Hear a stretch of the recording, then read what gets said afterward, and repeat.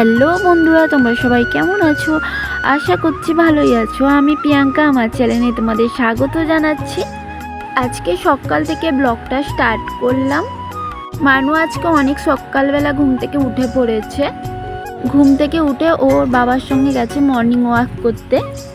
ঘুম থেকে উঠেও কিছু খায়নি, শুধুমাত্র জল খেয়েছে। আর ও আসলে ওকে আমি খাওয়াবো, তাই ঝটপট করে কাজগুলো সেরে নিচ্ছি। ঘরটা ঝাড়ু দিয়ে ভালো করে মুছে নিচ্ছি। মানু অনেকটা দেরিতেই ঘুম থেকে ওঠে, কিন্তু এই দুদিন কেন জানি না একটু তাড়াতাড়ি ঘুম থেকে উঠছে, তো বেশ ভালোই হচ্ছে। আমারও কাজগুলো সারা হয়ে যাচ্ছে। কথা বলতে বলতে আমার ঘরটা মোছা হয়ে গেল। তো চলো দেখতে থাকো। কোথায় যাবি? ফুটি তো দাদাই এনেছে। চ দাদার কাছে চ, জিজ্ঞাসা করবি। সকালবেলায় বায়না ধরেছে ফুটি খাবো, তো আমি তো কিছু মতেই ওকে খেতে দিইনি। এত সকালবেলা ফুটি খাবে খালি পেটে, তাও আবার মানে ও যেটা বায়না করবে ওকে তাই দিতে হবে।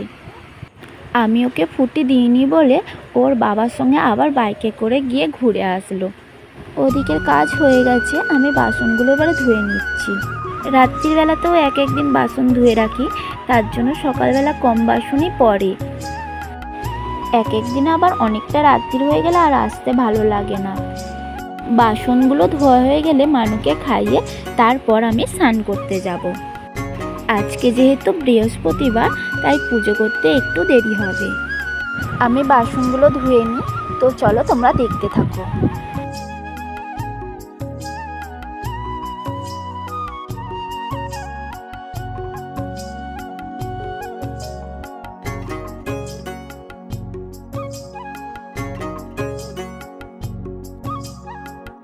আমি স্নান করে চলে এসেছি, আর এদিকে এসে দেখলাম যে মা রান্না বসিয়ে দিয়েছে।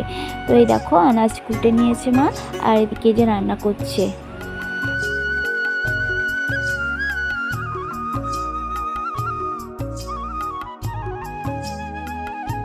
চলো এবারে পুজোটা করে নিই। আর এদিকে দেখো মা কত ফুল তুলে রেখেছি।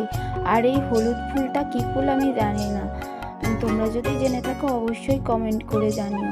এরকম কি সুন্দর ফুলগুলো, তাই না? মা প্রতিদিনই এরকম হলুদ ফুল দুটো করে তুলে রাখে, আমার তো ভীষণই ভালো লাগে। এই তো দেখো আমার পুজো দেওয়া কমপ্লিট হয়ে গেছে। চলো এবার অন্য কাজগুলো সেরে নেওয়া যাক।